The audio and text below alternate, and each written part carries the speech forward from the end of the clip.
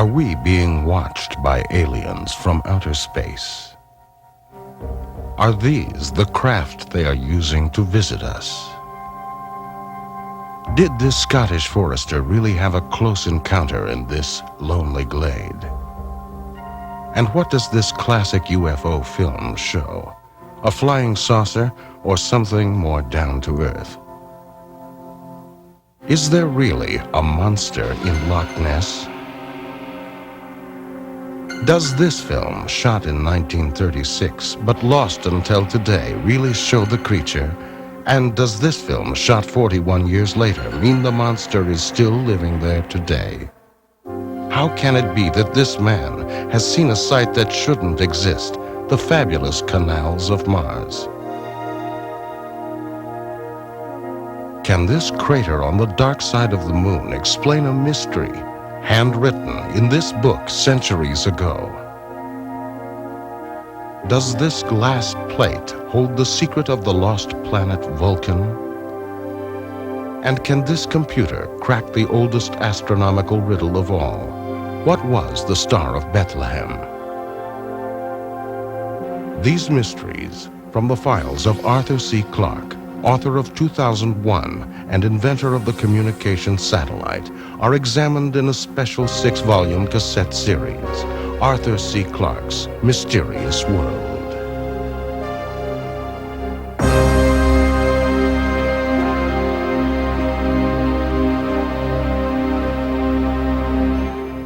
For ordering or information regarding this series, call 1-800-538-5856.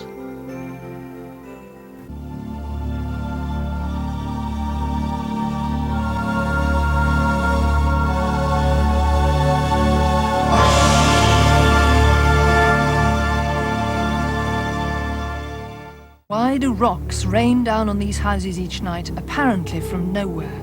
Does a paranormal force propel them? The police are baffled. They can find no normal explanation. And what caused chaos in this German office? Why did lamps swing when no one was near? Why did the telephone make hundreds of calls while witnesses saw no one was dialing? Was this a supernatural subscriber? Mysteries from the files of Arthur C. Clarke, scientist, writer and visionary.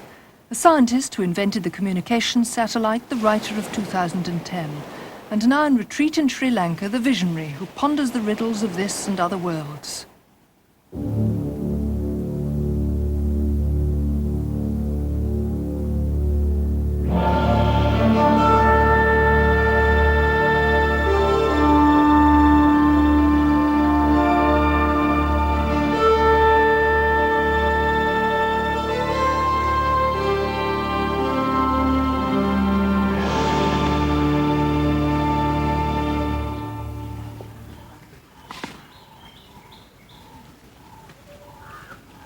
A few years ago, the people who live in this house reported an extraordinary series of events. Household objects moved around, and one observer saw a loaf of bread rise slowly in the air and hurtle across the room. Naturally, the family was scared and had no idea what was going on. But to any student of the paranormal, this spelt poltergeist. Poltergeist is a German word which means noisy spirit. But that's very much of an understatement. Poltergeists are the original things that go bump in the night. When there's a poltergeist in the house, there are strange bangings and crashings, furniture moves around, stones fall out of the blue, machinery goes haywire, all without any apparent physical cause. No wonder that, for centuries, poltergeists have spread alarm and controversy throughout the world. Thornton Road, Birmingham. It's not the quiet suburban neighborhood it seems. 5 of these houses are under siege. Night after night, rocks rain down on them. The bizarre bombardment has lasted more than 6 years. Glass in every window has been shattered, forcing the residents to erect barricades to protect their homes.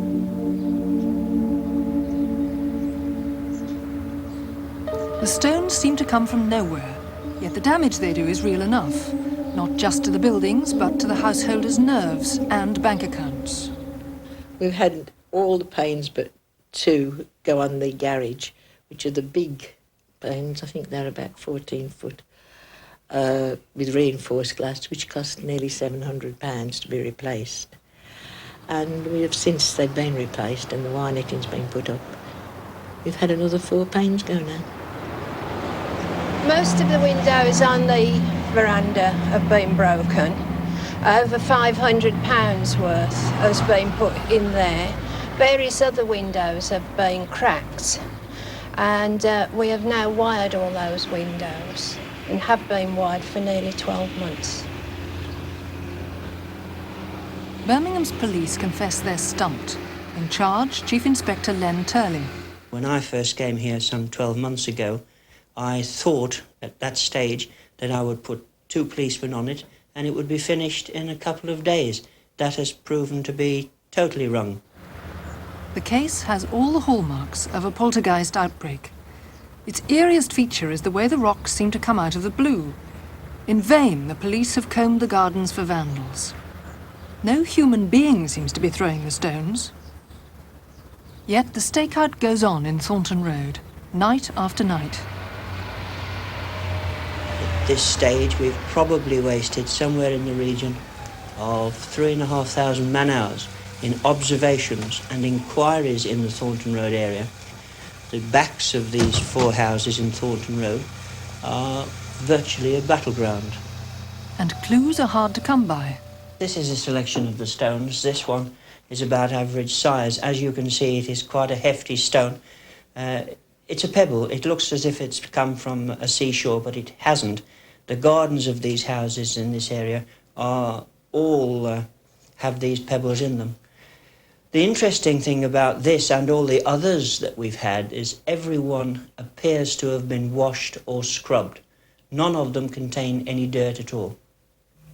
We have had police officers lying, standing, hiding themselves from 6 p.m. in the evening until 2 and 3 o'clock in the morning in all kinds of weather.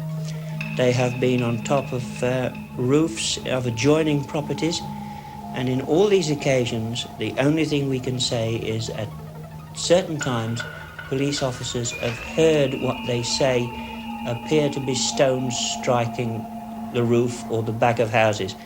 In none of the occasions when we've been doing observations have we seen anybody.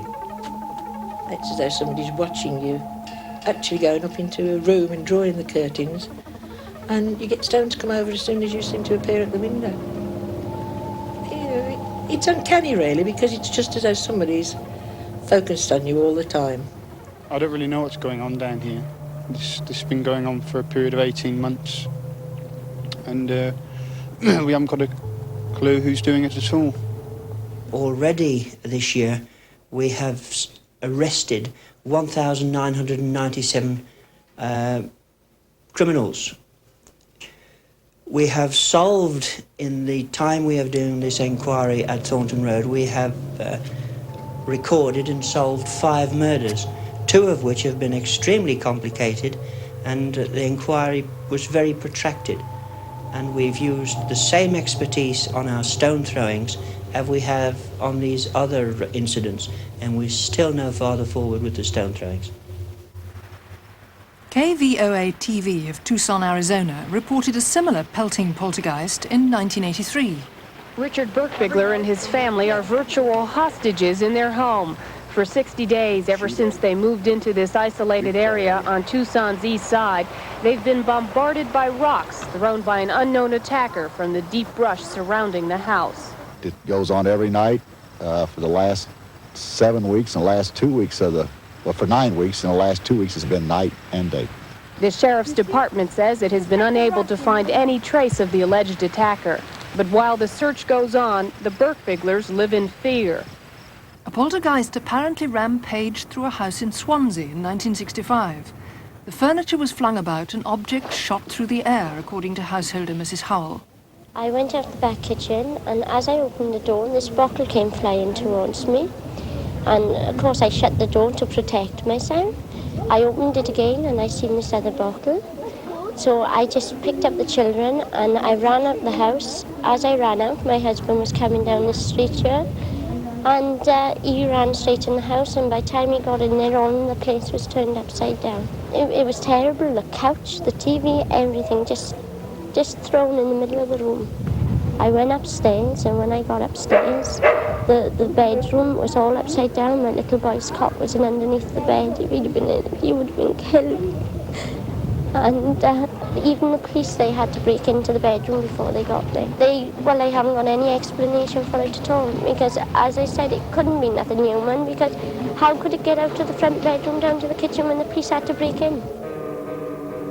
A poltergeist was apparently photographed in action in Thérèse Acosta's kitchen in France in 1955. And a poltergeist was blamed for ransacking a house in Abbott Road, Bournemouth in 1981. Food and wrecked furniture were strewn everywhere. Romanian teenager Eleonora Zugun claimed she was attacked by a poltergeist that bit and scratched. Inflamed wheals apparently swelled up on her body before the eyes of investigators in the 1920s. 50 years later, reports of a factory poltergeist caused mayhem in Manchester. The work here at night has to stop. And quite simply, the trouble is that the men are far too scared to be in these warehouses during those night hours. The funny thing is, a steel object weighing maybe a pound flies at an aluminium panel, and there's never a dent, never a scratch. A force of energy. It's like willing a piece of metal or something from one point to another. It just seems to lift itself and fly. From this pub in Barnsley, Yorkshire, came tales of a playful poltergeist. In 1965, Michael Collindridge was in bed with tonsillitis. He'd been given a walking stick to rap for attention. One day, he swore it took off and waltzed round the room. To the press, the dancing stick was a psychic wonder, and Michael will never forget how the astonishing antics began. Suddenly I was aware that the stick was moving along the top of the bed. It sounds quite incredible, but the top of the stick was just moving backwards and forwards. The Cranberries regulars still muse on the mystery. It actually went up the wall and operated like a pendulum, left and right, you know. You still go backwards and forwards on top of bed. And then he'd come up and stand on top of bed. Then he used to tap on top of safe, and he used to play tunes. And different people went up and asked it to play different tunes. And tunes were recognisable. The one that I noticed was Jingle Bells. He used to tap 2 for no and 1 for yes or something like that. So I asked it, and they were all asking it questions, and it was tapping, so I says to it, I says, what's his favourite going to win first race tomorrow, like, you know? But no damn. X-rays at the local hospital revealed nothing. No secret devices for conjuring tricks. But Michael was kept under close observation. I can remember someone saying, oh, you know, will you take your hands out from under the covers? Which I did. I think actually just one hand was under the covers. Put my hands on the bed and the stick continued to move around. I then sat up. And I can remember that, sort of being sat up in bed with this sort of stick behind me there, still moving. Well, I stood fascinated watching it, thinking of trickery, but I saw no sign of trickery. I think it, as far as one can say, it was some sort of spiritual influence of some sort or other, which was possibly attached to Michael rather than the stick itself. And one day, me and my father went up and we stripped off bed. There were no wires, nothing. And I still think Michael was doing it. Did you used to do it, Michael? No, I didn't. Nothing to do with me at all. Well, that was a good one. That was a good one. The attitude of any serious researcher towards poltergeist should be one of open-minded skepticism. Fraud is always a possibility, and sometimes the culprit gets caught red-handed. In this woman's house near Zurich, something was smashing the china. She called in researchers who left their video camera running, unknown to her 10-year-old daughter.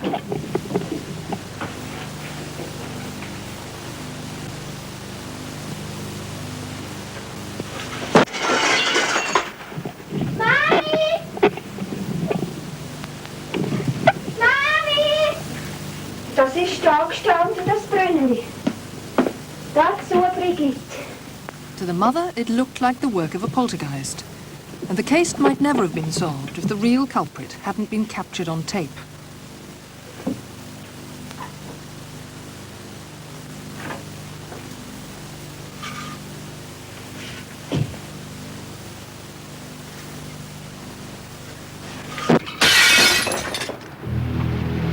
More crockery came to grief in this shop in the town of Bremen in northern Germany.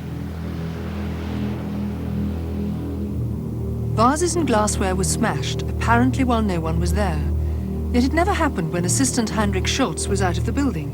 The experts thought he must be acting as a focus for the poltergeist. But 13 years later, he confessed that he'd done it all himself, and he even demonstrated his technique for the TV cameras.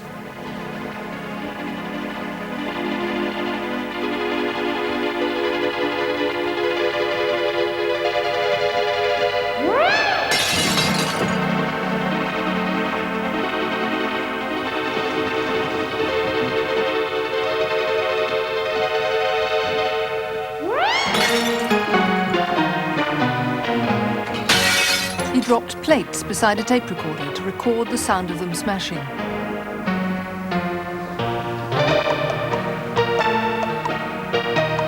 Later, he set the tape to play back from a hidden place.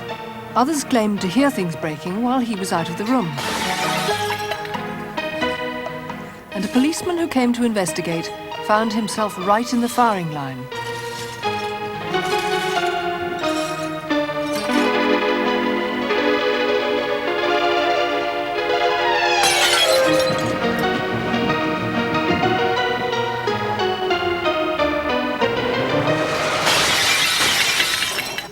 Some investigators have tried to explain poltergeists by natural causes. And there's one extraordinary case where the explanation was, quite literally, down to earth. Wisbeach, Cambridgeshire. In 1979, residents of the Mount Pleasant estate were alarmed by inexplicable bangings and rumblings, the terrifying trademarks of the poltergeist. There was that layer, they was making the glass vibrate in the house itself. After 2 or 3 days, it was getting quite bad. So much so, in fact, that you could feel the paving stones underneath your feet actually vibrating and scraping together. The manhole covers, you could hear them rattling. And in the house, you could actually see the ornaments on the mantelpiece moving. I have black brass plates and there's ornaments. We were sat there watching the telly and they started to shake at first and then they just, one by one, started to fall off shelves and off of the wall, you know, and you thought, Craigie, whatever's going on here, you know, it just weren't natural. We didn't really know what it was. I mean, it could have been earthly spirits, if you like, some that were airing up underground. We just didn't know what it was, you see. And if you don't know what something is, then it is unnerving, isn't it? I mean, these sort of things don't happen every day, you know, things just flying off walls and movements from underfoot, you know, it was eerie. It really was. But the real cause was reassuringly unparanormal. An air relief valve had failed in the main sewer.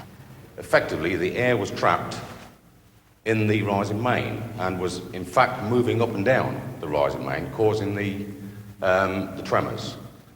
This would be similar to a central heating system. Air gets trapped in, the pipes rattle. If you imagine that in pipes of this size, effectively you've got 10 or 20 times greater noise as well. And the pipe ran directly under the road where our houses were, and that was their explanation. It was just this sewerage pipe, you know. Elsewhere in Cambridgeshire, they've found poltergeists aren't always so easy to explain.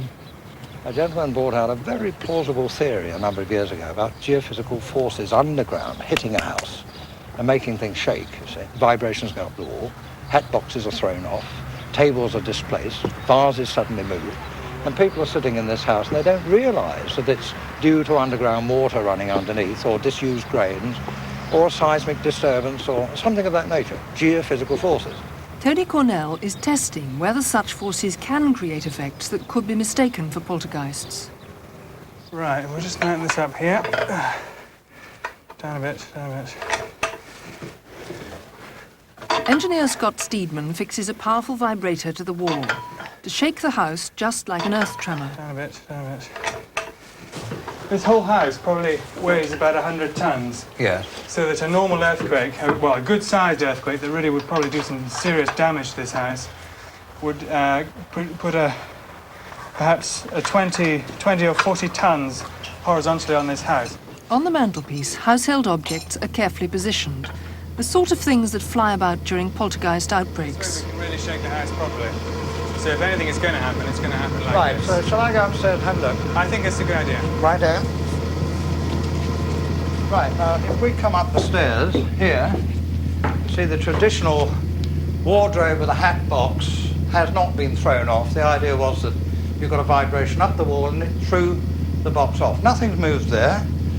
This hasn't moved, the cup hasn't moved. The plate, sorry, the tin tray balanced on one nail, which is very precarious. That hasn't moved at all. Nothing has come off. Take it up higher. We're running over 100 hertz Well, there's a low vibration. About 120 hertz. I can feel it through my feet. Well over 10 tons going in and out of this wall 100 times a second. A typical poltergeist effect at the expense of a cup is it doesn't just drop like that. It flies, smashes, you see. But nothing. We're getting nothing like that at all. Tony, what can you feel up there? I can feel it through my feet, but there's nothing moving. Well, it is a local effect. I mean, it's very local in that wall. Yeah. Right, let's wind it up a bit faster. Yes, that's fine. Only when the machine's really racing, virtually shaking the house to destruction, do things start to fly.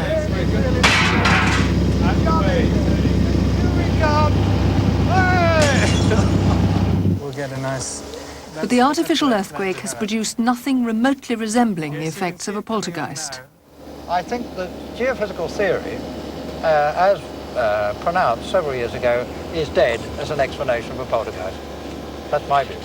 I've always been fascinated by poltergeist stories.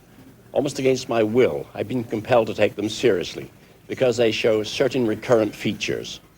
Often, though not always, there's a disturbed adolescent somewhere in the background. Now, as all parents know, adolescents can raise plenty of hell without paranormal aid. Nevertheless, this persistent feature over many centuries and in many cultures suggests that something strange may be going on. In the winter of 1967 in Rosenheim, southern Germany, chaos descended on a lawyer's office. Every piece of equipment suddenly went crazy. Herr Adam, the lawyer, and engineer Herr Brunner were caught up in the strange events. And they fell down. And there were glass splinters everywhere. And once I had a fluorescent light installed, up there, and it rotated too. Even when it was on the floor, it rotated. It exploded once. Through there. Yes, then do you remember that painting, oil painting? Yes. Yes, she was sitting there, making photocopies. I was standing here in the corner, and in front of my very eyes, the picture rotated. Here there was a metal cash box. The drawer was like this, and the metal cash box flew out at a right angle to the wall. It clattered out. Hurled across the room. Oh, yes. And the money was scattered all over both rooms. That's terrible. Hundreds of telephone calls were made to the speaking clock, 0119. Dialed at impossible speed, on one occasion 9 calls in 2 minutes, according to the bill. Here, for example, you can see a column headed 0119, one after the other 20, 30 times a whole page. The telephone company laboriously rewired the whole system, but the calls to the speaking clock went on. Professor Hans Bender, Germany's foremost parapsychologist, was summoned to Rosenheim. Soon he announced the cause of the trouble, the office junior, a teenage girl named Anne-Marie. She's now a settled housewife, but Bender believes she was the focus for a genuine poltergeist. Well, very soon we realized it is a case of poltergeist, depending of Anne-Marie, when the girl was walking through the corridors, the lamps began to swing. We very carefully observed the swinging of the lamp. We did not notice the beginning, but the, what do you call it, amplitude was increasing without the presence of anyone. So there was a supply of force, you know, and nothing happened when she was not present. So it's just a very clear case of poltergeist phenomena. I must say I felt very humble. I was completely shocked. I must believe it. You could put it that way. I must believe it. But I did not want it to happen, you know. That is true, but otherwise, I suppose I was the cause. The most extraordinary phenomena, I think, are the telephone phenomena. I never observe it in other cases, and the interesting aspect of these telephone phenomena is that Anne-Marie, without having the slightest knowledge of the technical system of a telephone, seems to have acted on swings, and so produced unconsciously these calls for time, 0119, and this for weeks, and sometimes 4 times, 5 times in a minute. And the motivation may have been, when can I go home? Not at all. I'm no different from anybody else. Is it possible that adolescents can possess powers which they lose in later life? I think it's very unlikely, but I don't think it's completely impossible.